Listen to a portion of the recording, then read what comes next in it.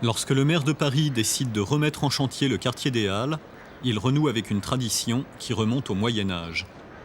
De Louis VI le Gros à Napoléon Bonaparte, en passant par François Ier et Louis XV, le pouvoir politique n'a cessé d'imposer des transformations sur le site.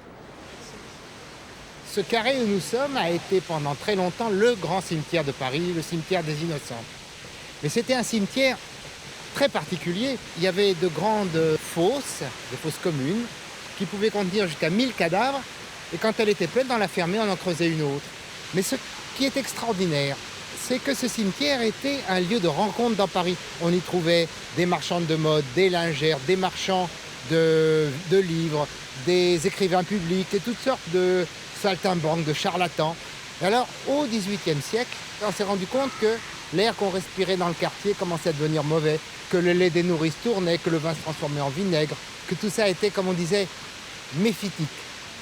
Alors, du coup, on a vidé le cimetière des Innocents, on a pris tous ces ossements et on les a transportés dans les carrières du sud de Paris. Et à la place de ce cimetière, on a fait un marché.